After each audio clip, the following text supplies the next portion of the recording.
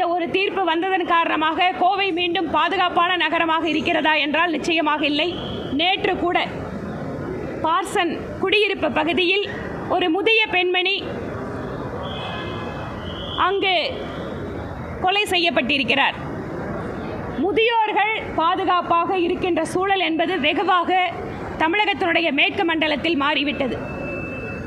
வயதான பெற்றோர்களை விட்டுவிட்டு வெளிநாடுகளில் இருப்பவர்கள் கூட இப்போதெல்லாம் தமிழகத்திலே வயதான பெற்றோர்கள் தனியாக இருக்க முடியாது, பாதுகாப்பில்லை என்ற சூழல், அந்த எண்ணம் இப்போது அதிகமாக மக்களுக்கு வந்துவிட்டது. ஒருபுறம் இந்த மாதிரி தீர்ப்புகள் வாயிலாக சமூகத்தில் ஒரு நம்பிக்கையை ஏற்படுத்துகிறது, அதிலும் குறிப்பாக விரைவாக முடிக்கப்பட்ட வழக்குகள்.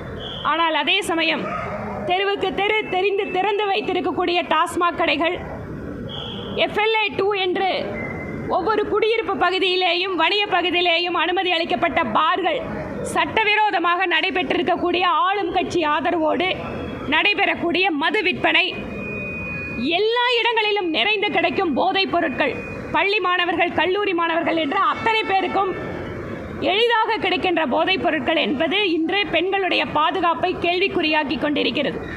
இன்று தமிழகம் பெண்களுக்கு பாதுகாப்பான மாநிலமாக இல்லை என்பதுதான் அரசியல் கட்சிகள் மட்டுமல்ல, இன்று பல்வேறு சமூக அமைப்புகள் கூட குற்றம் சாட்டுகிறார்கள்.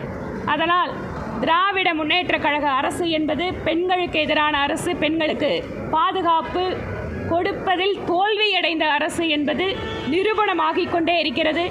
இந்த ஒற்றை தீர்ப்பு என்பது அத்தனை பெண்களுக்கும் பாதுகாப்பான நிலை ஏற்பட்டு விட்டது என்ற பொய் பிரச்சாரத்தை திமுக மேற்கொள்கிறது. ஆனால் உண்மை நிலை வேறொன்றாக இருக்கிறது.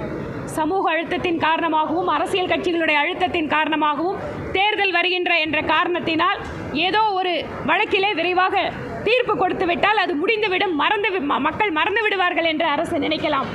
ஆனால் குறிப்பாக கோவையினுடைய பாதுகாப்பு என்பது இங்கு இருக்கக்கூடிய மக்களுடைய, பெண்கள், வயதானவர்கள் இவர்களுடைய பாதுகாப்பு மட்டுமல்ல, தமிழகத்தினுடைய வளர்ச்சிக்கு மிக முக்கிய காரணமாக இருக்கின்ற கோவையிலே சட்டம் ஒழுங்கு குற்றச் செயல்கள் அதிகரிப்பு என்பது தமிழகத்தினுடைய வளர்ச்சியை பின்னோக்கி இழுத்துவிடும்.